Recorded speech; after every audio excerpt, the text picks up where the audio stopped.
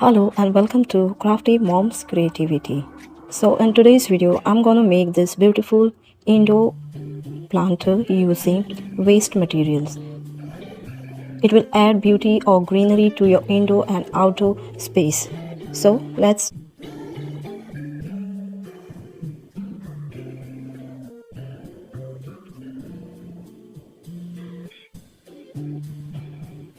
तो यहाँ पे मैंने ये एक पेंट का डिब्बा लिया है। पेन कटर की हेल्प से ऊपर का हिस्सा कट करके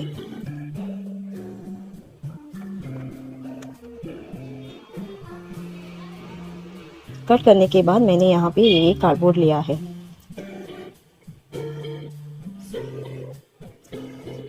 यहाँ पे मैंने ये फेविकॉल एसएच यूज़ किया है। आप चाहे तो ग्लू गन भी यूज़ कर सकते हैं।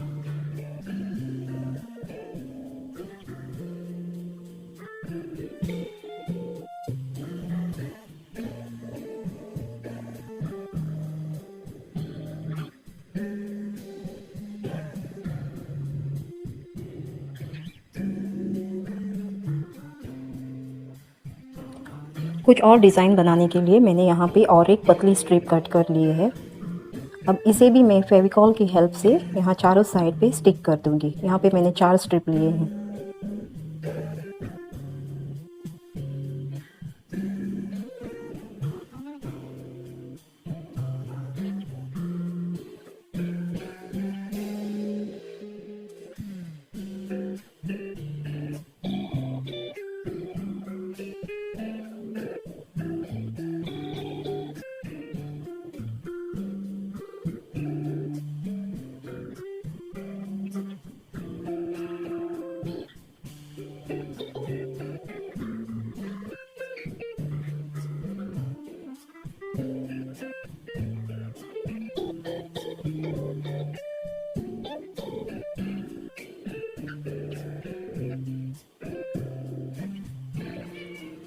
बिना पेंट किए भी इस प्लांटर को बहुत अच्छा लुक आ रहा है। फिर भी मैं यहाँ पे ये डार्क ग्रीन यूज़ कर रही हूँ, इससे ये और भी अच्छा लगेगा।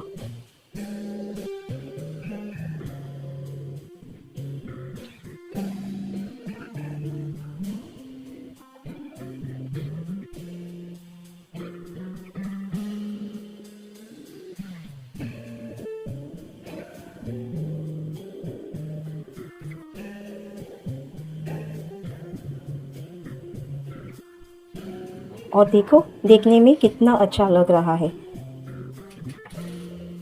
तो इसे मैंने हाईलाइट करने के लिए मेटेलिक कलर यूज़ किया है। ऐसे आप भी छोटी छोटी DIYs बना के अपने होम डेकोर या गार्डन को और भी नया लुक दे सकते हैं। अगर ये आपको DIY अच्छा लगा हो, कमेंट करके ज़रूर बताना। और आप भी ऐसे DIY बना सकते हैं। आपके घर में भी ऐसे छोटे छोटे कबाड़ जैसे वेस्ट मटेरियल रहेंगे जो आप यूज़ कर सकते हैं और बढ़िया DIY बना के अपने गार्डन स्पेस को बढ़ा सकते हैं। ऐसे प्लांटर्स मार्केट में या ऑनलाइन भी मिलते हैं जिसका कॉस्ट बहुत ज़्यादा होता है। तो मैंने एक लो कॉस्ट में या फिर ज़ीरो कॉस्ट में ये बिल्कुल बड़ा सा नया लुक देने वाला प्लांटर बना लिया। तो आप भी ऐसे DIY प्लांटर्स बना के अपने घर को सजा सकते हैं। अगर आप मेरे चैनल पे नए हैं तो चैनल को सब्सक्राइब ज़रूर कर देना।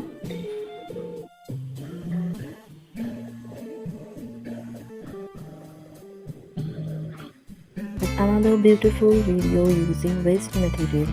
Hope this idea will be helpful. So let's start with the video.